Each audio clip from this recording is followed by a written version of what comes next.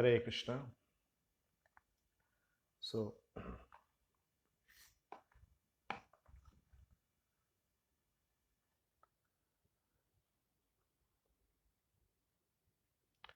we will start.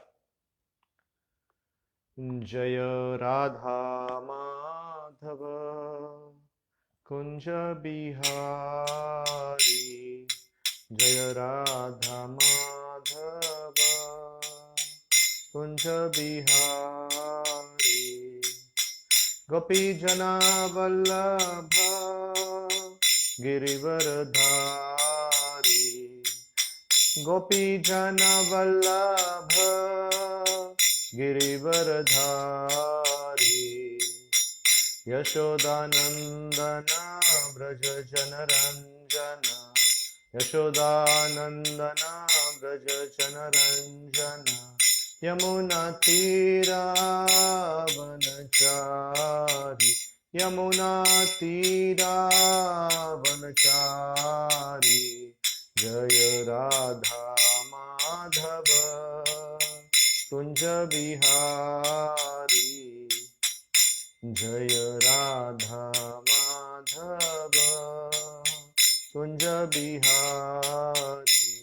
Jaya Radha Madhava Kunja Bihari Gopi Jana Vallabha Girivaradhari Gopi Jana Vallabha Girivaradhari Yashodanandana Braja Janaranjana Yashodanandana Braja Janaranjana Yamuna Tiravanachari Yamuna Tiravanachari Jai Radha Madhava Kunja Bihari Jai Radha Madhava Kunja Bihari.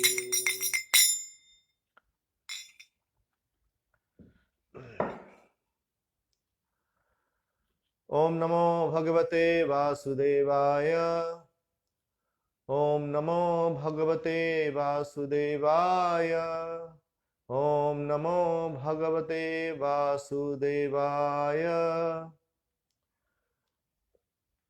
आज हम पढ़ेंगे श्रीमद् भागवतम से। श्रीमद् भागवतम स्कंद 3 अध्याय 3 श्लोक क्रमांक 25। ततः कतिपये मासैः वृष्णिभोज अन्धकादयः ययुप्रभासं संहृष्टा रथैर्देव विमोहिताः। ततः कतिपये मासैः वृष्णिभोज अन्धकादयः ययुप्रभासं संहृष्टा रथैर्देव विमोहिताः। अनुवाद। कुछ एक महीने बीत गए तब श्री कृष्ण द्वारा विमोहित हुए समस्त वृष्णि भोज तथा अंधक वंशी जो कि देवताओं के अवतार थे प्रभास गए, किंतु जो भगवान के नित्य भक्त थे वे द्वारका में ही रहते रहे। चूंकि इस श्लोक में तात्पर्य नहीं है तो हम अगला श्लोक लेंगे, श्लोक क्रमांक 26। तत्र स्नात्वा पितृन् देवान् ऋषिणीं शैव तदंभसा तर्पयित्वा अथ विप्रेभ्यः गावो बहु गुणा ददुः। अनुवाद। वहां पहुंचकर उन सबों ने स्नान किया और उस तीर्थ स्थान के जल से पितरों देवताओं तथा ऋषियों का तर्पण करके उन्हें तुष्ट किया। उन्होंने राजकीय दान में ब्राह्मणों को गौएं दी। तात्पर्य। भगवत भक्तों में कई विभाग हैं जिनमें नित्य सिद्ध तथा साधन सिद्ध मुख्य हैं। नित्य सिद्ध भक्त कभी भी भौतिक वातावरण के क्षेत्र में नीचे नहीं गिरते, भले ही कभी कभी भगवान का मिशन पूरा करने के लिए उन्हें भौतिक धरातल पर क्यों ना आना पड़ता हो। साधन सिद्ध भक्त बद्धात्माओं में से चुने जाते हैं। साधन भक्तों में से कुछ मिश्रित तथा कुछ शुद्ध भक्त होते हैं। मिश्रित भक्त कभी कभी सकाम कर्मों के प्रति उल्लास प्रदर्शित करते हैं और दार्शनिक चिंतन में लगे रहते हैं। शुद्ध भक्त इन समस्त मिश्रणों से स्वतंत्र होते हैं और भगवान की सेवा में पूर्णतः लीन रहते हैं। चाहे वे कहीं भी हों और किसी भी अवस्था में स्थित हों, भगवान के शुद्ध भक्त पवित्र तीर्थ स्थानों में जाने के लिए भगवान की सेवा को ताक पर नहीं रखते। आधुनिक काल में महान भगवत भक्त श्री नरोत्तम दास ठाकुर का गीत है, तीर्थ स्थानों में जाना मन का दूसरा मोह है, क्योंकि किसी भी स्थान पर की गई भगवान की सेवा आध्यात्मिक सिद्धि की चरम परिणति है। उन भक्तों के लिए जो भगवान की प्रेमा भक्ति से पूरी तरह संतुष्ट होते हैं, विभिन्न तीर्थ स्थानों में जाने की कोई आवश्यकता नहीं रहती।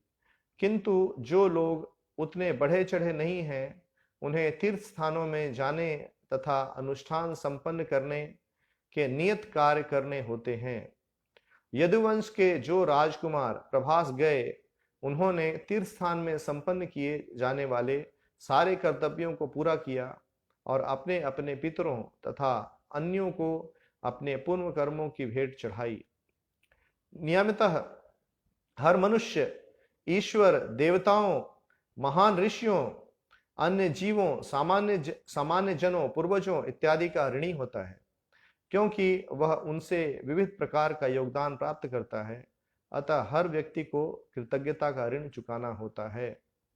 जो यदुगण प्रभास तीर्थ स्थल में गए, उन्होंने राजसी दान में भूमि, स्वर्ण तथा अच्छी तरह पाली पोसी गौएं भेंट करके अपना कर्तव्य निभाया, जैसा कि अगले श्लोक में बतलाया गया है।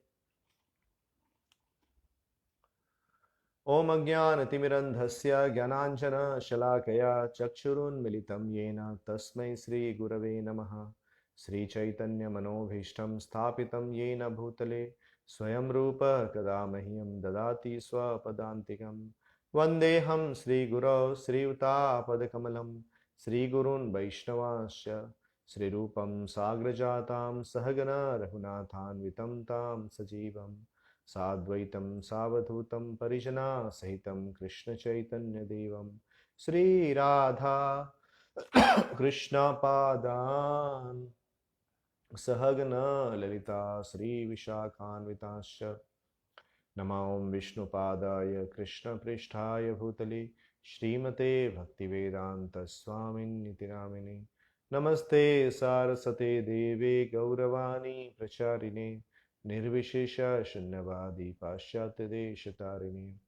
श्री कृष्ण चैतन्य प्रभु नित्यानंद श्री अद्वैत गदाधर शिवासदि गौर भक्तवृंद। हरे कृष्णा कृष्णा कृष्णा हरे हरे, हरे राम राम राम हरे हरे। कृष्णा, हरे Krishna. So, Prabhuji, can some devotee write a message whether I am audible to the devotees who are watching this online? Can somebody just mention a message?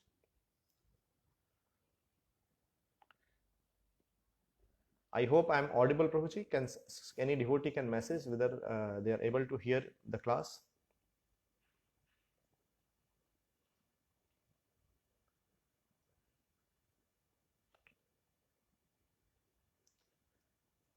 Hare Krishna. So, no devotee has given message. I hope I am audible to. Okay. Hare Krishna. Yes. So, यहाँ हम श्रीमद् भागवतम के स्कंध 3 में भगवान के जो अंतिम लीला है उसके विषय में यहाँ अध्ययन कर रहे हैं कि किस प्रकार से प्रभास क्षेत्र में भगवान के जो भक्तगण हैं, जो भगवान के परिवार के जो लोग हैं, यदु, वो एक स्थान में गए।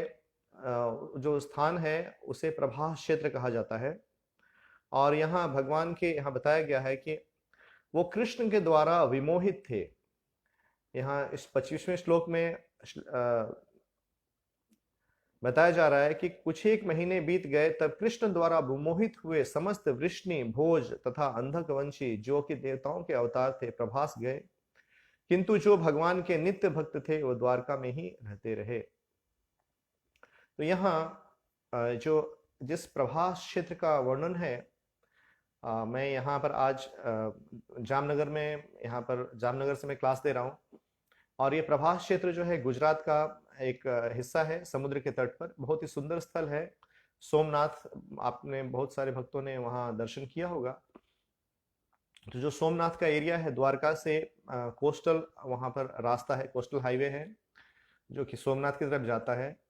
तो वह ये जो दूरी है करीब द्वारका से 150 किलोमीटर के आसपास होगी, 150 पौने 200 किलोमीटर।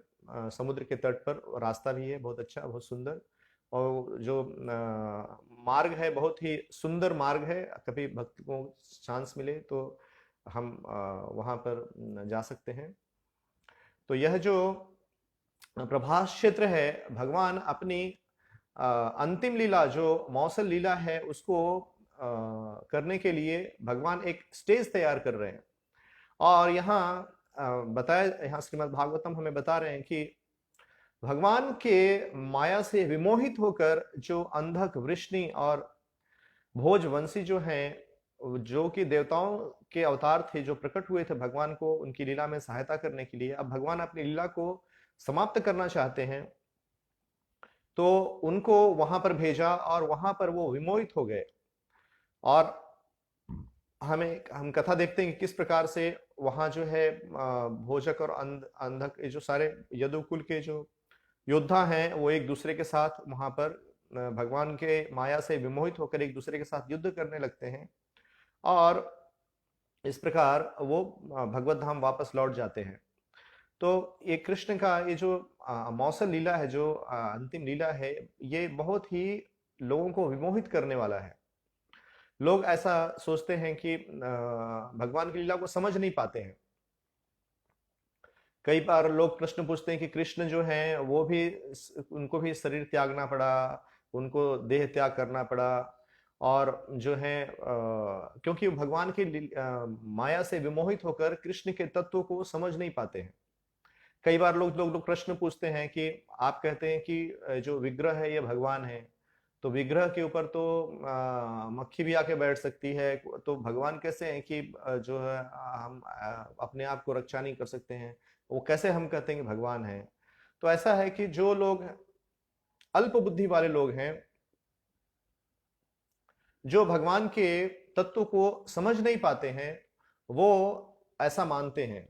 जैसे यहाँ विमोहित शब्द का उपयोग किया गया है कि किस प्रकार से भगवान के कुल के लोग विमोहित थे, तो वो भगवान की एक माया है जो जिससे उनके कुल के लोग विमोहित हो गए, और भगवान की दूसरी माया है जिससे कि जन साधारण लोग विमोहित हो जाते हैं। तो भगवान के जो कुल के लोग जो विमोहित होते हैं वो भगवान के बाह्य माया के प्रभाव में नहीं रहते हैं, भगवान के योग माया के प्रभाव में रहते हैं, क्योंकि वो भक्त हैं। और जो भगवान के भक्त होते हैं वो भगवान के योग माया के प्रभाव में होते हैं, और जिस प्रकार भगवान चाहते हैं उस प्रकार वो कार्य करने के लिए हमेशा तत्पर रहते हैं। और जो लोग भगवान के भक्त नहीं हैं, वो भगवान की बहिरंगा शक्ति के द्वारा, भगवान की माया शक्ति के द्वारा विमोहित होते हैं। और भगवान कहते हैं भगवद गीता में, मोहितम ना भी जानाति मामेभ्यः परमव्ययम्। जो भगवान के माया से विमोहित हैं वो भगवान को, कृष्ण को नहीं समझ पाते। उनके लिए कृष्ण को समझना बहुत ही कठिन है। उनको, जो भगवान के माया से विमोहित हैं, उनको कृष्ण को समझना असंभव है, व्यवहारिक रूप से वो असंभव है।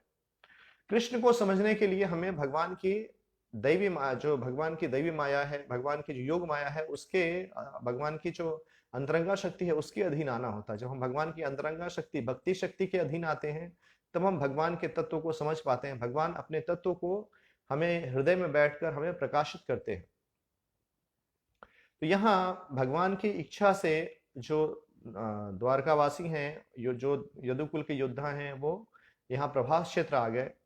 और प्रभास क्षेत्र में आकर उन्होंने क्या कार्य किया, तो यहाँ बता रहे हैं कि पहले वहां पर प्रभास क्षेत्र जो है तीर्थ स्थान है, बहुत ही पुरातन स्थान है। तो वहां पर आकर उन्होंने स्नान किया और स्नान करने के बाद पितरों, देवताओं तथा ऋषियों को तर्पण करके उन्हें तुष्ट किया। यहाँ श्रील प्रभुपाद तात्पर्य में बता रहे हैं कि उन्होंने वो तर्पण किया, उन्होंने ऋण चुकाया, तर्पण किया। जैसे हम जाते हैं समुद्र में या गंगा जी में जाते हैं, स्नान करते, तो हम आचमन करते हैं, उसके बाद फिर जल अर्पण करते हैं। तो उसी प्रकार हम देवताओं, ऋषियों और पितरों को भी हम जल अर्पण करते हैं। तो यहाँ यदुकुल के जो योद्धागण हैं वो भी उसी प्रकार से तर्पण कर रहे हैं, जल अर्पण कर रहे हैं। तो यहाँ श्रील प्रभुपाद बता रहे हैं कि नियमितः हर मनुष्य ईश्वर, देवताओं, महान ऋषियों, अन्य जीवों, सामान्य जनों, पूर्वजों इत्यादि का ऋणी होता है, क्योंकि वह उनसे विविध प्रकार का योगदान प्राप्त करता है। अतः हर व्यक्ति को कृतज्ञता का ऋण चुकाना होता है। तो हम जब भगवान ने हमें इस संसार में जन्म दिया, तो उस समय से हम कई लोगों के ऋणी हो जाते हैं। जैसे जब हमारा जन्म होता है तो हम अपने माता पिता के ऋणी होते हैं, क्योंकि माता पिता के शरीर से हमारी उत्पत्ति होती है, माता पिता के शरीर से हम प्रकट होते हैं। तो चूंकि माता पिता के शरीर से हम यहाँ संसार में प्रकट हो रहे हैं, इसलिए हम माता पिता के ऋणी हैं। और माता पिता हमारा लालन पालन करते हैं, हमें अच्छी शिक्षा संस्कार देते हैं। और हमारा जब हम बालक होते हैं तो हमारा लालन पालन करते हैं, हमें हमें हमें जीवन की आवश्यकताओं की पूर्ति कराते हैं। और उसी प्रकार जब हम विद्यार्थी होते हैं तो हम जो गुरुजन हैं जो हमें शिक्षा देते हैं और हमें भगवत तत्व के बारे में ज्ञान देते हैं, क्योंकि संसार में प्रत्येक व्यक्ति अंधकार में जन्म लेता है। तो जो गुरुजन हैं वो हमें ज्ञान देते हैं। तो हम गुरुजनों के भी जो हैं, जो हमारे शिक्षक हैं, जो आचार्य हैं, जो गुरुजन हैं, उनके भी हम ऋणी हैं। और उसी प्रकार इस संस्कार को जो वर्णित किया है ऋषियों ने किया है, ऋषियों ने इस संस्कार को पीढ़ी दर पीढ़ी हमारे तक लेकर आए हैं, ताकि हम इस संस्कार को, इस शिक्षा का पालन करके हम जीवन के सर्वोच्च सिद्धि को प्राप्त कर सकें। इसलिए हम ऋषियों के भी ऋणी हैं। ऋषियों ने शास्त्र लिखा, शास्त्र के ऊपर विवेचना लिखा, और उनके माध्यम से ये शास्त्र, ये ज्ञान हम तक आता है। और साथ ही साथ हम देवताओं के भी ऋणी हैं, क्योंकि जब हम इस संसार में हमारा जन्म होता है तो हमें जीवन यापन के लिए बहुत सारी वस्तुओं की आवश्यकता होती है, जो देवताओं के द्वारा प्रकट होता है। जैसे हम सांस लेते हैं तो पवन देवता हैं जो हम वायु से हम सांस लेते हैं। और आप समझ सकते हैं कि सांस के जो कितना महत्वपूर्ण है। अभी जो कोरोना बीमारी फैली हुई है, तो इसमें लोगों की मृत्यु हो रही है क्योंकि वो ठीक से सांस नहीं ले पा रहे हैं। उनके फेफड़े में सूजन आ जाता है और ऑक्सीजन एक्सचेंज नहीं होता, सांस की क्रिया ठीक से नहीं हो पाती है। तो सांस की क्रिया के बिना हमारा जीवन जो है वो कितना कितना क्षण हम जीवित रह सकते हैं, वो हम समझ सकते हैं।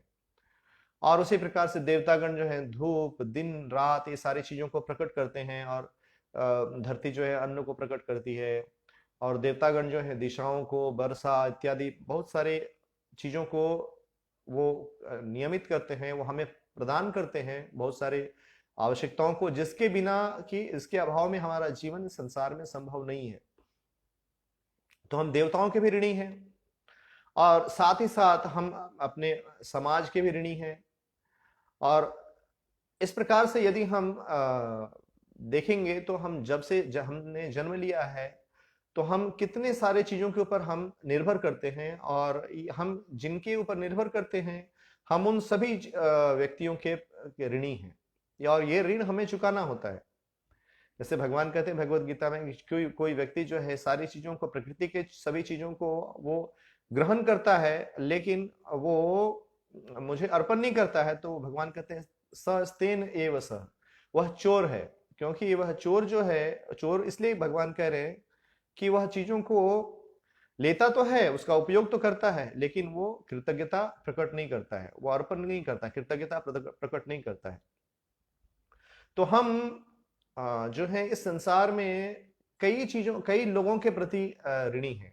माता पिता के प्रति ऋणी हैं, शिक्षकों के, ऋषियों के, आचार्यों के और देवताओं के, समाज के। इस प्रकार से हम जो है अनेकानेक प्रकार से संसार में हम ऋणी हैं। तो हम कैसे इस ऋण को हम चुका सकते हैं, इस ऋण को हम कैसे चुका सकते हैं? तो भगवान भगवत गीता में कहते हैं, भागवतम में कहते हैं कि भागवतम में बताया गया है, देवर्षि भूतात्मनृणाम पितृणाम न किंकरो नायम ऋणी च राजन सर्वात्मना ये शरणम शरण्यम गतो मुकुंदम परिहृत्य करतम। तो श्रीमद् भागवतम बताते हैं कि देवर्षि भूतात्मनृणाम पितृणाम, जैसे ही हमारा संसार में जन्म हो रहा है तो हम देवताओं के, पितरियों के, ऋषियों के, इस प्रकार से अनेकानेक जो हैं लोगों के ऋणी हैं। तो इस ऋण को हम कैसे चुका सकते हैं? यदि हम सोचेंगे कि प्रत्येक देवता को हम ऋण चुकाने का प्रयास करेंगे तो 33 करोड़ देवी देवता हैं। तो उस प्रकार हम सबको इंडिविजुअली जो हम ऋण नहीं चुका पाएंगे, नहीं चुका सकते हैं। और ऋण हमें चुकाना है क्योंकि हम उनसे इन सब चीजों को ग्रहण करते हैं, इसलिए हमें अपनी कृतज्ञता को व्यक्त करना है। यदि हम ऋण नहीं चुकाते हैं तो हम चोर हैं। और जो व्यक्ति चोर होता है वह क्या होता है? भगवान की जो चोर होता है वह राजा के द्वारा दंडित किया जाता है। तो उसी प्रकार से भगवान की जो प्रकृति है, भगवान का जो व्यवस्था है, यदि हम भगवान को या जो जिन लोगों के ऋणी हैं उनके प्रति कृतज्ञता और ऋण नहीं चुकाएंगे तो हम प्रकृति के द्वारा दंडित किए जाएंगे। तो यहाँ श्रीमद् भागवतम बताता है कि हमें अलग अलग प्रकार से ऋण को चुकाने की आवश्यकता नहीं है, बल्कि हमें भगवान श्री मुकुंद के चरणों का आश्रय ग्रहण करना है। जब हम भगवान श्री मुकुंद के चरणों का आश्रय ग्रहण करते हैं तो सारे समस्त देवी देवता और जितने भी गुरु हैं और ऋषिगण हैं, ये सबका ऋण एक साथ वो चुक जाता है। इसलिए कहते हैं कि देवर्षि भूतात्म नृणाम पितृणाम ना किंकरो नायम ऋणी च राजन सर्वात्मनाये सर्वात्मनाये शरण्यम गतो मुकुंदम परिहृत्य करतम। जब हम भगवान श्री मुकुंद का चरण का आश्रय ग्रहण करते हैं तो सारे ऋण जो है एक साथ चूक जाते हैं। तो यह श्लोक जो है ज्यादातर जो विशेष रूप से यह श्लोक लागू होता है उनके लिए जो सन्यासी हैं, जो वानप्रस्थ हैं, जो ब्रह्मचारी हैं, क्योंकि उन्होंने सब कुछ को त्याग कर विशेषकर उन्होंने भगवान के चरण कमलों का आश्रय ग्रहण किया है। इसलिए उनके लिए एक ही मात्र उनके लिए कार्य है, अपने गुरु के वचनों का सेवा करना, गुरु के कहे गए मार्ग पर चलना। क्योंकि जब वो ऐसा करते हैं, जो ब्रह्मचारी हैं, सन्यासी हैं, जो वानप्रस्थ हैं, जो इन्होंने संसार को त्याग किया है, तो उनका सारा ऋण जो है वो मुक्त हो जाते हैं, उन सारे ऋण से मुक्त हो जाते हैं। लेकिन जो गृहस्थ हैं उनके लिए इन ऋणों को चुकाना होता है। जो गृहस्थ हैं, गृहस्थ में विशेषकर इन ऋणों को चुकाने के लिए जैसे पितरियों को तर्पण करना और ये सब जो आगे यहाँ जिस प्रकार का वर्णन आया है, तो यह एक गृहस्थ को करना होता है।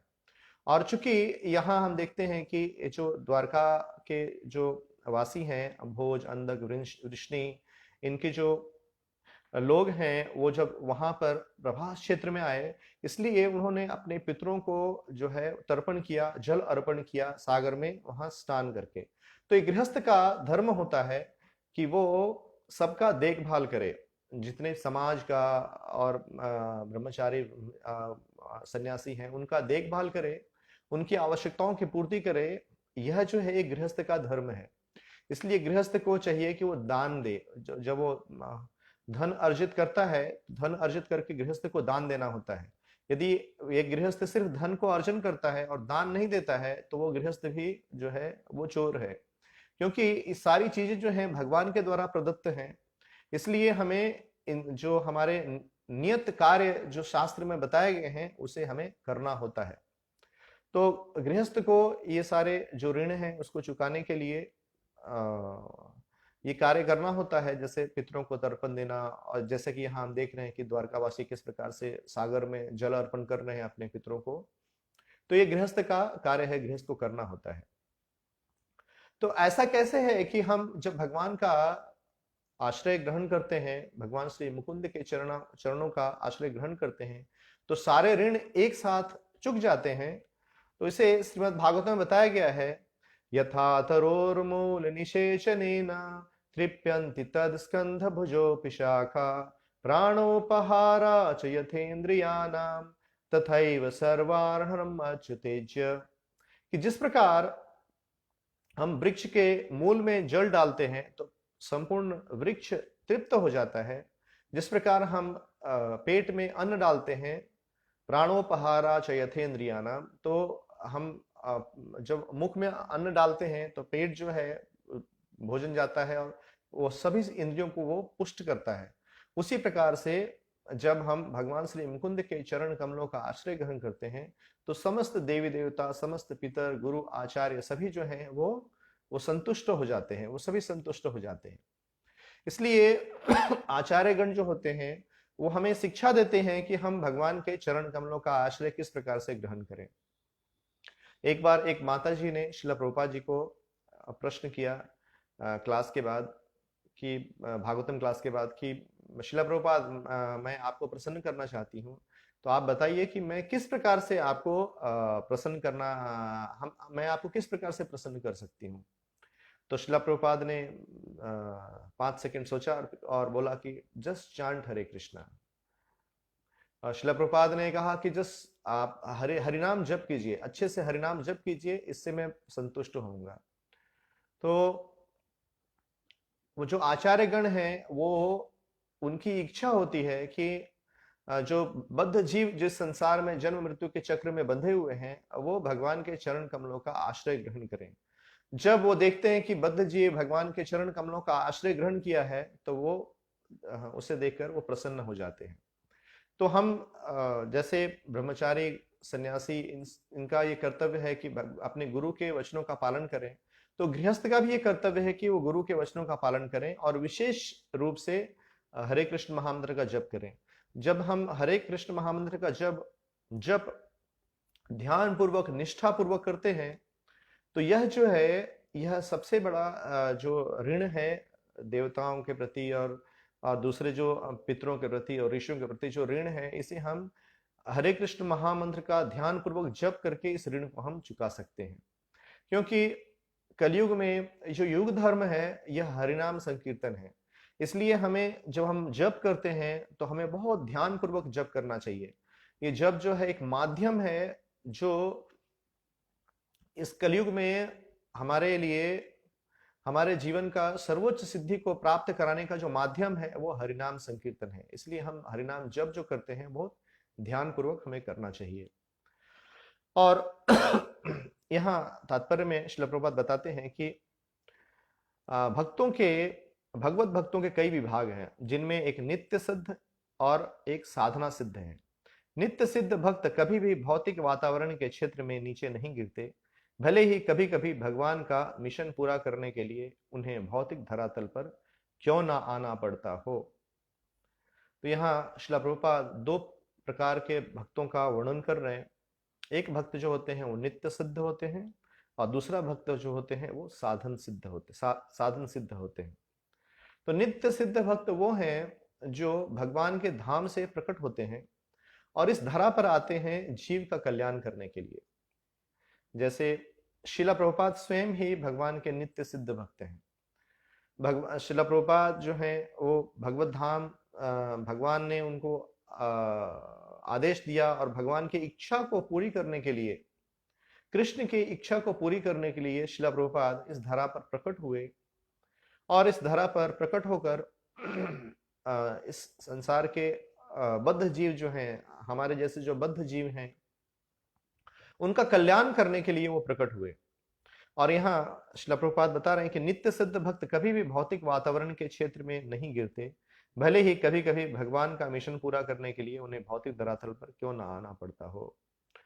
तो यह भौतिक धरातल जो है, यह भौतिक धरातल कोई अच्छी जगह, अच्छी भूमि नहीं है। जैसे यहाँ बताया जा रहा है कि नित्य सिद्ध भक्त कभी भी भौतिक वातावरण के में नहीं नीचे गिरते, कभी कभी भगवान के मिशन को पूरा करने के लिए इस भौतिक धरातल पर आते हैं। तो उनके लिए भौतिक धरातल जो है बहुत अच्छा जगह नहीं है। वो तो भगवान के धाम में, जो गोलोक धाम है, वहां पर भगवान के नित्य प्रेममयी सेवा में वो हमेशा लगे हुए हैं। प्रेम के मई सेवा में वो हमेशा भगवान की सेवा में जुड़े हुए हैं।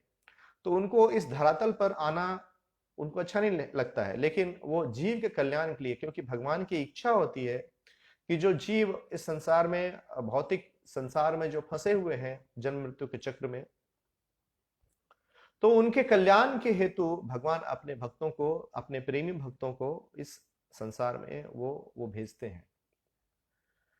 वो इस संसार में अपने प्रेमी भक्तों को भेजते हैं ताकि जीव का कल्याण हो सके।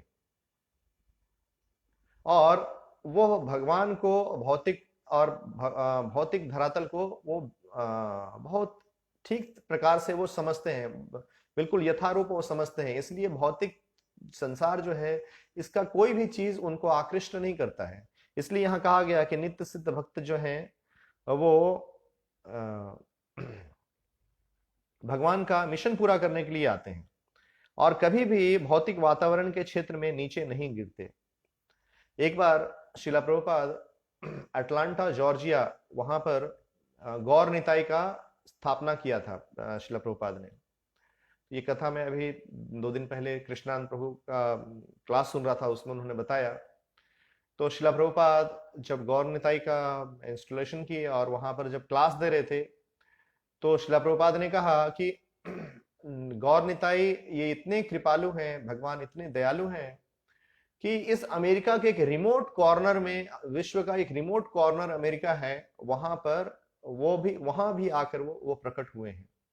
अपनी कृपा को देने के लिए, अमेरिका के लोगों को अपनी कृपा देने के लिए भगवान संसार के इस रिमोट, प्रभुपाद ने बोला कि Gaur Nitai has appeared in the remote corner of this world in America, in Atlanta. तो आप सोचिए कि शिला प्रभुपाद जी का जो मन स्थिति कैसी है कि वो अमेरिका को एक रिमोट कॉर्नर बोल रहे हैं संसार का। और शिला प्रभुपाद जी के लिए संसार का मुख्य भाग क्या है? मुख्य भाग है मायापुर। गौर निताई, शिला प्रभुपाद कहते हैं कि वृंदावन मेरा घर है, मुंबई मेरा ऑफिस है और मायापुर मेरा मंदिर है जहां मैं पूर्ण पुरुषोत्तम भगवान की सेवा करता हूं। तो मायापुर जो है, गौर निताई का जो क्षेत्र है, वह शिला प्रभुपाद जी के लिए मेन जगह है।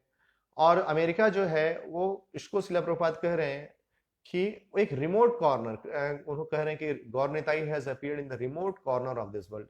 एक ऐसा स्थान जो कोई जानता नहीं हो या जिसकी कोई विशेषता नहीं हो, वैसे एक कोने में जाकर भी गौर निताई प्रकट हुए हैं। और यदि हम ऐसा पूछेंगे, जो यहाँ के लोगों को पूछेंगे, साधारणतः लोगों को पूछेंगे कि तो वो बोलेंगे कि ऐसा कैसे हो सकता है कि अमेरिका को आप रिमोट कॉर्नर बोल रहे हो और मायापुर के बारे में हमने सुना भी नहीं है, मायापुर को मेन स्थान बोल रहे हो। तो ऐसा ये विरोधाभास होता है इस प्रकार से, क्योंकि भगवत गीता में भगवान कहते हैं कि या निशा सर्वभूतानाम तस्याम जागर्ति संयमी, तस्याम जागर्ति भूतानी या निशा पश्यते मुने, सा निशा पश्यते मुने। तो जो एक साधु के लिए जो सुबह है, वह भौतिकवादी व्यक्ति के लिए रात्रि है, और जो साधु के लिए रात्रि है, वो भौतिकवादी व्यक्ति के लिए सुबह है। कहने का अर्थ है कि आध्यात्मिक और भौतिक जो समझ है, ये बिल्कुल विपरीत है। आध्यात्मिक जगत में जो सबसे महत्वपूर्ण है, वो भौतिक जगत में सबसे कम महत्वपूर्ण है या सबसे नीचा माना गया है। और भौतिक जगत में जो सबसे महत्वपूर्ण है, उसे आध्यात्मिक जगत में उसे कोई स्थान नहीं मिलता है। यह इस संसार का में ये जो है इस प्रकार से विपरीत है। हम देखेंगे कि आध्यात्मिक जगत और भौतिक जगत दोनों विपरीत है। जहां पर भौतिकवादी लोग जो हैं, जिन वस्तुओं में, जिन चीजों में आनंद उठाते हैं, भक्तगण जो हैं उन सब चीजों से वो दूर रहते हैं। भक्तगण उन सब चीजों से बिल्कुल अलग रहते हैं।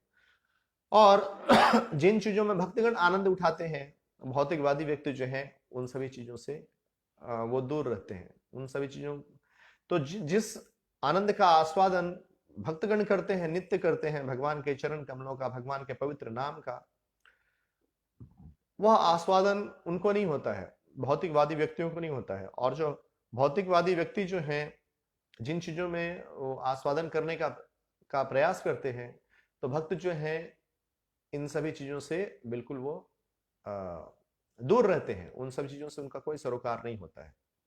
तो यह जो है एक शुद्ध भक्त की भावना है कि शुद्ध भक्त जो है वो जो नित्य सिद्ध भक्त हैं वह इस संसार को और भगवान को यथारूप वो जानते हैं। इसलिए वो हमें बता सकते हैं कि हमारे जीवन में क्या महत्वपूर्ण होना चाहिए और क्या महत्वपूर्ण नहीं होना चाहिए।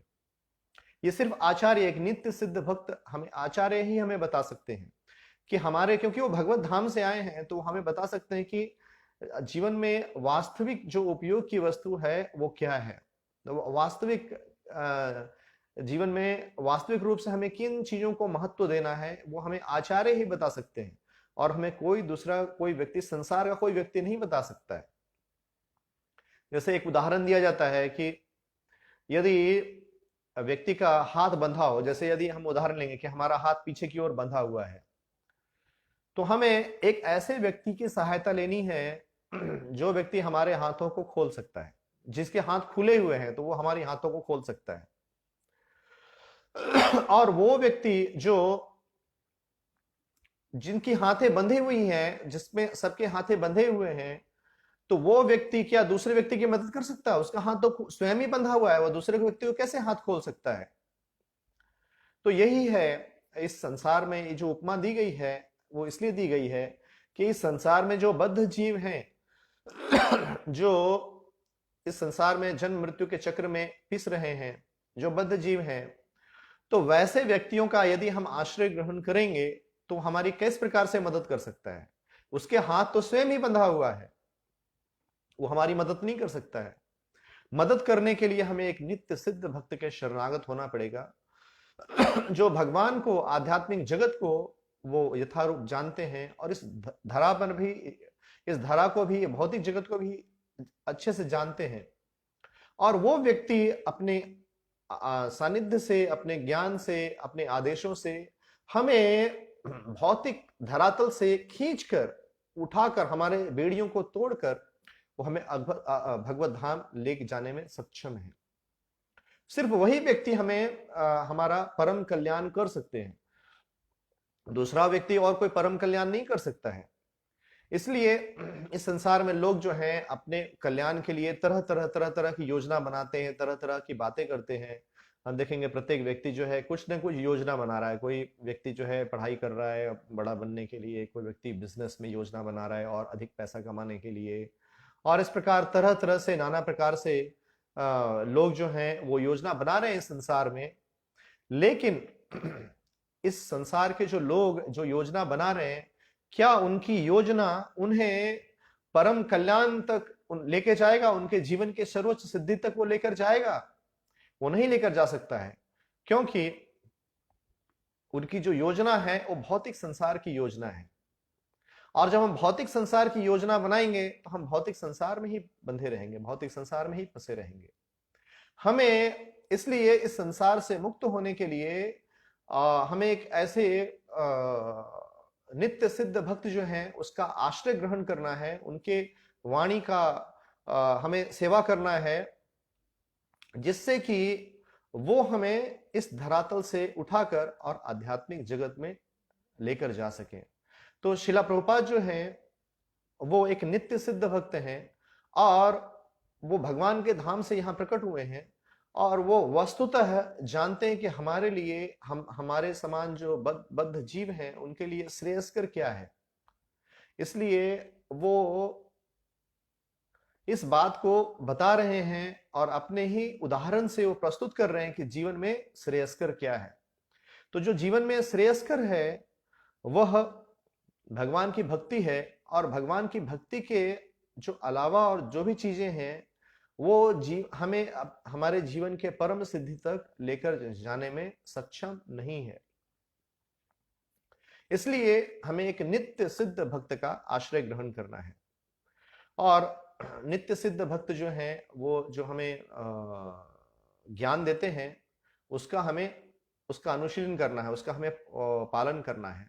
और वो ज्ञान को पालन करना उस नित्य सिद्ध भक्त के प्रति वो वास्तविक जो है क्या कहेंगे कि वास्तविक डिवोशन है, वास्तविक सेवा है। जैसे शिला प्रभुपाद जी को प्रसन्न करना, शिला प्रभुपाद जी की सेवा करना, उनके वचनों का, उनकी वाणी का सेवा करना है, वो उनकी सबसे बड़ी उनकी सेवा है। तो हमें चाहिए कि जो शिला प्रभुपाद जो एक नित्य सिद्ध भक्त हैं, जो भगवत धाम से प्रकट हुए जीव के कल्याण के लिए, और उनके हम वचनों को यथाशक्ति पालन करने का अभ्यास करें। आगे तात्पर्य में शिला प्रभुपाद बता रहे हैं कि साधन सिद्ध भक्त बद्ध आत्माओं में से चुने जाते हैं। तो ये दो प्रकार के भक्तों का यहाँ वर्णन हो रहा है, एक नित्य सिद्ध भक्त और एक साधन सिद्ध भक्त। तो नित्य सिद्ध भक्त वो हैं जो भगवान के धाम से प्रकट होते हैं जीव के कल्याण हेतु, और साधन सिद्ध भक्त वो हैं जो नित्य सिद्ध भक्त के उनके आचरण का, उनके वाणी का, उनके आदेशों का पालन करके, उनकी शिक्षा का पालन करके अपने जीवन में, और वो सिद्ध बनते हैं, वो साधना करते हैं। जैसे शिला प्रभुपाद जी ने हमें आध्यात्मिक जीवन में प्रगति के लिए हमें मैनुअल दिया, हमें बताया कि हमें क्या करना है।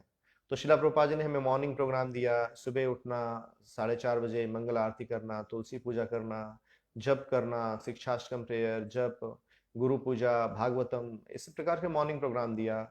और किस प्रकार से एक एक चीज शिला प्रभुपाद जी ने हमें बताई कि हमें किस प्रकार से प्रसादम बनाना है, किस प्रकार से भगवान को अर्पण करना है, भोग अर्पण करना है, और किस प्रकार से हम पूरी जीवन पद्धति शिला प्रभुपाद जी ने हम बताया। और साधना की पद्धति दी, हमें शास्त्र दिया, सब कुछ हमें प्रदान किया, हरिनाम प्रदान किया। तो जब एक भक्त इन सभी जो उनकी शिक्षा है, जो साधना जो नित्य सिद्ध भक्त ने दिया है, जो उस साधना को करके करते जब वो विशुद्ध हो जाते हैं, तो ऐसे भक्तों को साधन सिद्ध भक्त कहा जाता है। और इस प्रकार के बहुत सारे ऐसे उदाहरण हैं साधन सिद्ध भक्त का, शास्त्र में भी कई उदाहरण हैं। तो ये जो साधन सिद्ध भक्त हैं, ये भक्त जो हैं वो बद्ध जीवों में से चुने जाते हैं।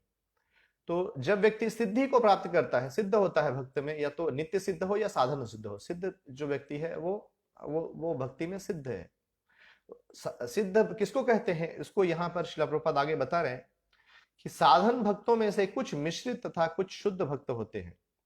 मिश्रित भक्त कभी कभी सकाम कर्मों के प्रति उल्लास प्रदर्शित करते हैं और दार्शनिक चिंतन में लगे रहते हैं। शुद्ध भक्त इन समस्त मिश्रणों से स्वतंत्र होते हैं और भगवान के सेवा में पूर्णतः लीन रहते हैं, चाहे वे कहीं भी हों और किसी भी अवस्था में स्थित हों। तो यहाँ साधन सिद्ध जो है, जो साधक भक्त हैं, तो साधक भक्तों में दो प्रकार के भक्त हैं। एक तो भक्त शुद्ध भक्त हैं, और एक भक्त जो हैं जिनके अंदर ज्ञान और कर्म का मिश्रण है, ज्ञान और कर्म से वो मिश्रित हैं। जैसे रूप गोस्वामी भक्ति रसायन सिंधु में बताते हैं कि अन्याभिलाषिता शून्यम ज्ञान कर्मादिनावृतम अनुकूल्येन कृष्णानुशीलनम भक्तिर उत्तमा। तो जो भक्त, जो साधक भक्त जो उत्तम भक्ति को प्रदर्शित करते हैं, जो उत्तम भक्ति का अभ्यास करते हैं, जो उत्तम भक्ति को करते हैं, वो भक्त जो हैं वो साधन सिद्ध भक्त हैं, जो उत्तम भगवान के उत्तम भक्ति में लगे हुए हैं, और जिनमें कोई अभिलाषा नहीं है। अन्याभिलाषिता शून्यम, दूसरी कोई अभिलाषा नहीं है उनको भौतिक जगत में, और किसी भी प्रकार से आनंद लेने का भौतिक प्रकृति से, या कोई भी समाज में जो है प्रतिष्ठा, आदर, ये सब चीजों को उन्होंने त्याग दिया है, सभी चीजों को त्याग दिया है। वो पूर्णतः समझ गए हैं कि भगवान की भक्ति जो है बिना किसी भौतिक इच्छाओं से रहित भक्ति जो है उसको करना, अन्याभिलाषिता शून्यम, ज्ञान कर्म इत्यादियों को उन्होंने त्याग दिया है। और अनुकूल्येन कृष्णानुशीलनम, जो अनुकूल है, उसको वो ग्रहण करना, प्रतिकूल वस्तु को त्याग देते हैं। वो जानते हैं कि भक्ति के लिए प्रतिकूल क्या है और अनुकूल क्या है। तो ऐसे इस प्रकार की जो भक्ति है ये उत्तम भक्ति है, और इस उत्तम भक्ति का अभ्यास, उत्तम भक्ति को एक साधन सिद्ध भक्तों के द्वारा किया जाता है। और भगवान भी यही चाहते हैं कि प्रत्येक उनका जो प्रत्येक भक्त है वो उत्तम भक्त बने। कृष्ण सभी, हम ये नहीं चाहते हैं, कृष्ण चाहते हैं कि ये नहीं, भगवान ये नहीं चाहते कि हम ज्ञान और कर्मों से मिश्रित रहें। जब हम भौतिक अवस्था में बद्ध होते हैं तो ये सारी चीजें हमारे अंदर होती हैं, लेकिन कृष्ण की यही इच्छा होती है कि हम इन सभी जो मिश्रण है उससे विशुद्ध हो जाएं। क्योंकि जब कोई भक्त पूर्णतः कृष्ण पर आश्रित होता है और शुद्ध रूप से भगवान का भजन करता है, भगवान के चरणों का आश्रय ग्रहण करता है, तो ऐसे शुद्ध भक्त की भक्ति से भगवान अत्यंत प्रसन्न होते हैं। क्योंकि वो कृष्ण जानते हैं कि इस भक्त के जीवन में मेरे अलावा और कुछ भी नहीं है, और कृष्ण के जीवन में वो भक्त के अलावा और कुछ नहीं है। साधुवम साधुवम हृदयम मह्यम साधुनाम हृदयम तो हम मैंने मैं अन्न तत्ते न जानाति नाहम तेभ्यो मनागपि। भगवान कहते हैं इसमें भागवतम में कि जो साधुवम हृदय मह्यम, साधुगण मेरे हृदय में है, साधु नाम हृदयम तो हम, और मैं अपने साधु अपने भक्तों के हृदय में निवास करता हूँ। मैं अन्यत्र न जानाति, मेरे अलावा और वो कुछ नहीं जानते हैं, और ना हम तेभ्यो न मनागपि, और वो मैं भी उनके अलावा और किसी को नहीं जानता हूँ। तो यह कृष्ण का जो है रेसिप्रोकेशन है, भगवान के साथ आदान प्रदान है। तो भगवान यही चाहते हैं कि मेरे सारे भक्तगण जो हैं वो शुद्ध बने। तो ये कृष्ण की, यदि हम कि कृष्ण को प्रसन्न करना चाहते हैं, यदि हम गुरु के प्रसन्न करना चाहते हैं, तो हम हमारी यह कर्तव्य है, हमारी यह जिम्मेदारी है कि हम शुद्ध भक्ति को करने का अभ्यास करें। और बद्ध अवस्था में हम शुद्ध भक्ति एक दिन में, एक दो दिन में, एक साल में हम नहीं कर सकते हैं। तो इसलिए हमें साधना का अभ्यास करना है। साधना का हमें गहनता से, लगनशीलता के साथ हमें साधना का अभ्यास करना है। तो जब हम लगनशील होकर साधना का अभ्यास करेंगे तो धीरे धीरे धीरे धीरे हम शुद्ध होकर, धीरे धीरे शुद्ध होकर हम भी शुद्ध भक्ति के स्तर पर आएंगे। तो जो शुद्ध भक्ति के स्तर पर जो भगवान की इच्छा है कि मेरे भक्तगण मेरी शुद्ध भक्ति में लगे, मेरी शुद्ध भक्ति को करें, तो शुद्ध भक्ति को करने का जो मार्ग है वह है कि हरिनाम जप को, ये जो 10 अपराधों से रहित नाम को जप करना। जैसे जप की अवस्थाएं हैं, तो जप की अवस्था है, पहले जो है नामापराध है, फिर नामाभास है, फिर शुद्ध नाम है। ये 3 अवस्थाएं हैं जप की। तो बद्ध जीवन में हम नामापराध करते हैं, हम भगवान का नाम लेते हैं, और भगवान के नाम के 10 अपराध जो हैं सभी भक्तों को ज्ञात होगा। तो ये 10 अपराध जो हैं वो हमारी भक्ति को कुंठित करते हैं, हमारी भक्ति को रोकते हैं। और जब धीरे धीरे जब हम अपराध हमारे कम होते हैं, भक्ति में श्रद्धा निष्ठा बढ़ती है, तो हमें इस नाम का जो नामाभास, ये नाम का जो प्राकट्य है, भगवान जो है, नाम जो है भगवान का एक विग्रह है। भगवान कृष्ण और कृष्ण का नाम अलग नहीं है। कृष्ण नाम और कृष्ण दोनों समान है, सेम है। तो वो नाम जो है हमें प्रकाशित करने लगता है, वो जो है इसे हम, और हमें उस नाम की प्रति रुचि उत्पन्न होने लगती है। इसे जब हमें नाम जप करते हैं और नाम जप के प्रति हमें जब रुचि उत्पन्न होने लगती है, तो इसे नामाभास कहा जाता है। और जब भगवान के नाम के प्रति जब रुचि उत्पन्न होने लगती है, तो भक्त जो है वो सदैव कृष्ण का नाम लेता है, सदैव कृष्ण का नाम लेता है। वो कभी भी कृष्ण के नाम को वो त्यागता नहीं है, हम सदैव कृष्ण का नाम लेता है। ऐसा है कि जब श्रील प्रभुपाद संन्यास ग्रहण कर रहे थे, तो आपको पता है श्रील प्रभुपाद जी ने संन्यास ग्रहण किया केशव जी गौड़ीय मठ में। तो केशव जी गौड़ीय मठ जो मथुरा में है, वहां पर श्रील प्रभुपाद जब संन्यास ले रहे थे, तो उनके जो संन्यास गुरु थे, जो उनको गौड़ीय मठ में जो संन्यास दिला रहे थे, मुझे नाम उनको ध्यान में नहीं आ रहा है, तो उस समय जब संन्यास सेरेमनी चल रहा था, तो उस समय कृष्णदास बाबा जी जो हैं वो कीर्तन कर रहे थे, वो मृदंग बजा रहे थे और कीर्तन कर रहे थे। तो क्या होता था कि शिला प्रभुपाद उनको, उनका जो हरिनाम था, वो संन्यास सेरेमनी में जो कीर्तन चल रहा था, शिला प्रभुपाद जी को कीर्तन इतना प्रिय था कि शिला प्रभुपाद जी उनको उनको संकेत करते थे कि आप जोर से कीर्तन करो और जोर से कीर्तन करो। तो जो कृष्णदास बाबा जी महाराज हैं वो और जोर से कीर्तन करने लगते थे। जब वो जोर से कीर्तन करने लगते थे तो जो उनके सन्यास गुरु जो हैं, जो सन्यास दिला रहे हैं, तो उनको थोड़ा डिस्टरबेंस होता था फंक्शन करने में। तो वो बोलते थे कि कीर्तन थोड़ा स्लो करो, डिस्टरबेंस हो रहा है, कीर्तन धीमे धीमे करो।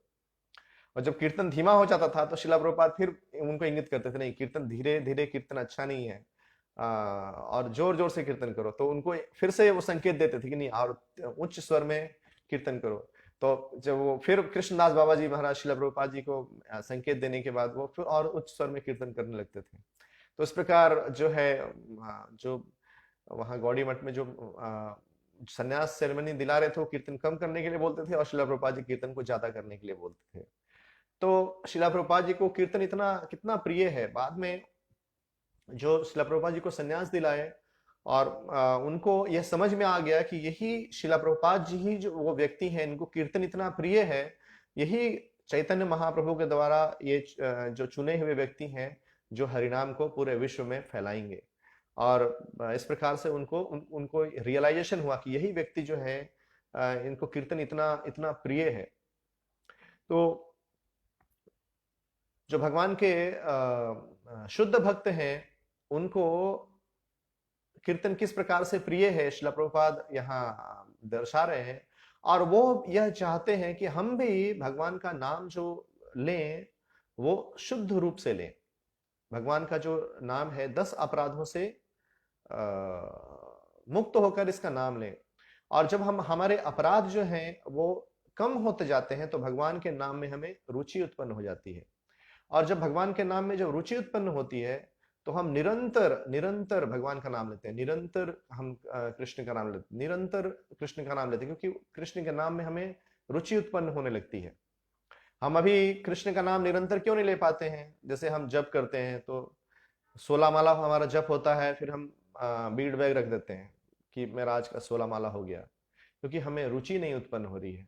यदि हमें रुचि रहेगी तो हम बहुत हम माला करने से पहले सोचेंगे कि हाँ, मुझे माला करने का भी चांस मिल रहा है, अभी कृष्ण को नाम लेने का हमें चांस मिल रहा है, अभी मुझे बहुत ध्यानपूर्वक बहुत अच्छे से जप करना है। तो इस प्रकार का हमें उत्साह दिखाना चाहिए माला करने के लिए। और जब हम नाम जप कर रहे हैं तो भगवान का नाम जप जो है वो प्रायोरिटी से करना चाहिए। अपने मन को एकाग्र करके, ध्यान करके, हमें नाम के ऊपर केंद्रित करके मन को, और बहुत ध्यान पूर्वक नाम जप करना चाहिए। इस प्रकार से हम नाम जप करेंगे तो हमारी चेतना जो है शुद्ध होगी, और जब हमारी चेतना शुद्ध होगी तो हम अपराध नहीं करेंगे, हम दूसरे भक्तों के प्रति, गुरु के प्रति, शास्त्र के प्रति, और जो है हम इस इस हरे कृष्ण आंदोलन में हम अपराध से हम बच सकेंगे। और जैसे जैसे हम अपराध से बचेंगे वैसे वैसे हमें नाम में रुचि उत्पन्न होगी। तो ये जो भगवान के जो शुद्ध भक्त हैं वो हमें इस प्रकार से ज्ञान देते हैं, और उनकी ये इच्छा होती है कि हम भगवान का नाम जब जो है वो ध्यान पूर्वक करें। इसलिए शिला प्रभुपाद ने इस्कॉन में जो मॉर्निंग प्रोग्राम दिया, तो शिला प्रभुपाद ने 2 घंटा जप के लिए रखा सुबह में। जैसे हम मंदिर में अब थोड़े समय के में अब श्री श्री राधा निकुंज बिहारी जी प्रकट होंगे औरंगाबाद में, तो वहाँ हम मंगल आरती करेंगे। तो मंगल आरती में 4:30 बजे मंगल आरती, फिर तुलसी पूजा, फिर शिक्षाष्टकम प्रेयर्स, उसके बाद फिर हम जप करते हैं। तो जप करने के लिए मॉर्निंग का जो साधना है उसका सबसे बड़ा जो हिस्सा है वो जप ही है। सबसे बड़ा हिस्सा जप है। हम 2 घंटा हरिनाम जप करते हैं, ध्यान पूर्वक भक्तों के बीच में हम जप करते हैं। तो हम देखते हैं किस प्रकार से हम भक्तों के बीच में जब हम जप करते हैं, भक्तों के साथ, प्रेमी भक्तों के साथ जब हम जप करते हैं, हमारी जप की क्वालिटी बहुत अच्छी होती है। और हमारा मन जो है हम एकाग्र होता है। मन तो भागता है, लेकिन जब भक्तों के बीच में होते हैं तो हमारा मन एकाग्र रहता है, और जब हमारा हम एक साथ बैठकर उस जप को अच्छे से कर पाते हैं। तो यह बहुत महत्वपूर्ण है कि हम भक्तों के मध्य जो है वो भक्ति का अभ्यास करें। विशेषकर हम भक्ति की जितनी भी प्रक्रिया हैं वो सभी भक्तों के साथ है। सिर्फ एक जप जो है जो हम अकेले कर सकते हैं, बाकी जितनी भी प्रक्रिया है वो सब भक्तों के साथ है। तो इसमें जो साधन भक्ति है, जो साधना भक्ति है, उसमें भक्तों का, प्रेमी भक्तों का संग बहुत ही आवश्यक है। और प्रेमी भक्तों के संग में रहकर जब हम भक्ति का अभ्यास करते हैं, साधना भक्ति का अभ्यास करते हैं, तो हमारी शुद्धि होती है, बहुत तीव्रता से हमारी शुद्धि होती है, और हम अपराधों से बचते हैं, और इस प्रकार हमें हरिनाम में रुचि उत्पन्न होता है। और यहाँ पर एक और विशेष चीजों को श्रील प्रभुपाद बता रहे हैं कि जो भगवान के शुद्ध भक्त होते हैं, भगवान के शुद्ध भक्त पवित्र तीर्थ स्थानों में जाने के लिए भगवान के सेवा को ताक पर नहीं रखते। आधुनिक काल में भगवत भक्त श्री नरोत्तम दास ठाकुर का गीत है, तीर्थ स्थानों में जाना मन का दूसरा मोह है, क्योंकि किसी भी स्थान पर की गई भगवान के सेवा आध्यात्मिक सिद्धि की चरम परिणति है। तो यहाँ श्रीला नरोत्तम दास ठाकुर बता रहे हैं कि जो भगवान के भक्त हैं, जो साधन भक्त हैं, जो साधना कर रहे हैं, साधक भक्त जो हैं, वो भगवान की भक्ति को वो विशेष स्थान देते हैं, भगवान की भक्ति को विशेष स्थान देते हैं, और आध्यात्मिक स्थानों में, तीर्थ स्थान में भ्रमण को इतना वो महत्व नहीं देते हैं। कुछ भक्तों में ऐसी धारणा होती है कि हमें बार बार जो है तीर्थ स्थानों का भ्रमण करना है। जैसे कुछ भक्तों ने मुझे फोन करके कहा कि शिला प्रभु जी, अभी पुरुषोत्तम मंथ आ गया है, तो मैं वृंदावन में इतना समय बिताना चाहता हूँ। तो ठीक है, आप वृंदावन में इतना समय बिताना चाहते हैं, लेकिन यदि पुरुषोत्तम महीना है, पुरुषोत्तम मास है, तो यदि हम घर में बैठकर भी हम ज्यादा जप करेंगे, ज्यादा श्रवण करेंगे, ज्यादा चैतन्य चरितामृत, श्रीमद् भागवतम, भगवद गीता का अध्ययन करेंगे, तो वो भी तीर्थ स्थान में ही करने के तुल्य है। क्योंकि ये जरूरी नहीं है कि भगवान के जो भक्त हैं वो जाएं और लालायित रहें सिर्फ जो है तीर्थ स्थानों में जाने के लिए। हमें लालायित रहना है कि किस प्रकार हम ज्यादा भक्तों का संग ग्रहण करें, हम ज्यादा शास्त्र अध्ययन करें, ज्यादा नाम जप करें, जहां भी हैं उपस्थित हैं वहीं पर हम नाम जप करें। तो वह जो है, यह जो है भक्ति की उच्च स्थिति है। और ऐसा सोचना कि तीर्थ स्थान में जाना है, सिर्फ तीर्थ स्थान में जाना है, तो यह जो है भक्ति की निम्न अवस्था, यह भक्ति की उच्च अवस्था नहीं है। तो शिला प्रभुपाद जी ने जब अपने मंदिरों का स्थापना किया, इस्कॉन मंदिरों की स्थापना की, तो शिला प्रभुपाद जी के प्रत्येक मंदिर जो हैं वो वैकुंठ हैं, वो आध्यात्मिक जगत है। वहां हम जब मंदिर में प्रवेश करते हैं तो वहां प्रत्येक वस्तु जो है हमारे आध्यात्मिक जगत की अनुभूति दिलाता है। तो जो भगवान शिला प्रभुपाद जी ने जिन मंदिरों का निर्माण किया, ये मंदिर जो है वो वास्तविक में वो गोलोक वृंदावन है। और वहां हम प्रेमी भक्तों के साथ जब हम भक्ति का अभ्यास करेंगे, तो वह एक तीर्थ स्थल में, वो वृंदावन, मायापुर, उनमें जाने के समान ही है।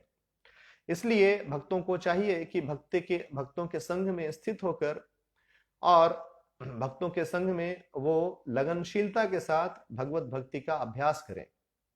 और इस प्रकार जब हम साधना भक्ति का अभ्यास करते करके धीरे धीरे शुद्ध हो जाते हैं और शुद्ध भक्ति करने की चेष्टा करते हैं, तो गुरु और कृष्ण उस भक्त की चेष्टा से अत्यंत प्रसन्न होते हैं, संतुष्ट होते हैं, क्योंकि गुरु और कृष्ण की भी यही इच्छा है कि हम मिश्रित भक्ति ना करके हम शुद्ध भक्ति को करें। क्योंकि शुद्ध भक्ति में कोई भी भौतिक आकांक्षाओं का अभाव होता है, कोई भौतिक उपलब्धियों का अभाव होता है। शुद्ध भक्त सिर्फ एकमात्र कृष्ण की प्रसन्नता चाहता है, और ऐसे भक्त की भक्ति को देखकर भगवान अत्यंत प्रसन्न होते हैं। तो हम तो बद्ध जीव हैं, हमें एक नित्य सिद्ध भक्त शिला प्रभुपाद जो है उनसे नित्य प्रार्थना करनी चाहिए। जैसे हम गुरु पूजा गाते हैं तो हम बोलते हैं, हा हा प्रभु करो दया, देहा मोरे पद छाया, एबे यश घुषुक त्रिभुवन, कि हे गुरुदेव, हा हा प्रभु करो दया, मेरे ऊपर दया कीजिए, मैं बद्ध जीव हूं, मेरे ऊपर दया कीजिए। और इस प्रकार से मैं बोल बोलकर आपके पीछे पीछे भाग रहा हूं, त्रिभुवन में मैं आपके पीछे पीछे भाग रहा हूं कि मुझे आप दया कीजिए, आप मुझे दया कीजिए। क्योंकि जब हम गुरु की कृपा को प्राप्त करते हैं तो हम शुद्ध जो भक्ति के स्तर में हम आगे बढ़ते हैं, और शुद्ध भक्ति के स्तर पर गुरु की कृपा से ही हम पहुंच सकते हैं। जैसे हम गुरु पूजा में गाते हैं कि प्रेमा भक्ति जहां होते अविद्या विनाश जाते। जब प्रेम भक्ति बढ़ती है, गुरु के चरण कमलों में प्रेम भक्ति बढ़ती है, तो जो अविद्या है और जो मिश्रण है दूसरी चीजों का, ये धीरे धीरे ये नष्ट होता है। इसलिए हमें श्रील प्रभुपाद जी से नित्य प्रार्थना करनी चाहिए कि हे श्रील प्रभुपाद, आप मुझे कृपा दीजिए ताकि मैं आपके जो शास्त्र हैं उनके प्रति मुझे रुचि उत्पन्न हो, मैं श्रीमद् भागवतम चैतन्य चरितामृत का अध्ययन कर सकूं और जो आपके भक्तगण हैं उनका मैं ध्यान पूर्वक उनका संग ले सकूं, आनंद पूर्वक उत्साह पूर्वक उनका संग ले सकूं और आपके आंदोलन में हम एक नम्र भक्त के बनकर हम सहभागी बन सकें और इस आंदोलन को उन जीवों तक भी लेकर जाएं जो भगवान की कृपा से वंचित हैं। तो यहाँ मैं समाप्त करता हूँ। संध्या का क्लास, जो संडे फेस्ट की जो क्लास है वो 6:30 बजे रहेगा। तो भक्तगण जो है यदि इसमें कुछ और कुछ बोलना चाहते हैं या फिर कोई प्रश्न पूछना चाहते हैं तो इसमें आप मैसेज कर सकते हैं, तो उसको हम संध्या में लेने का प्रयास करेंगे। बहुत बहुत धन्यवाद औरंगाबाद के भक्तगणों को जो आज ऑनलाइन क्लास वॉच कर रहे हैं। वाञ्छाकल्पतरुभ्यश्च कृपा सिन्धुभ्येव च पतितानां पावनेभ्यो वैष्णवेभ्यो नमो नमः। अनंत कोटि वैष्णव वृंद की जय। हरे कृष्ण।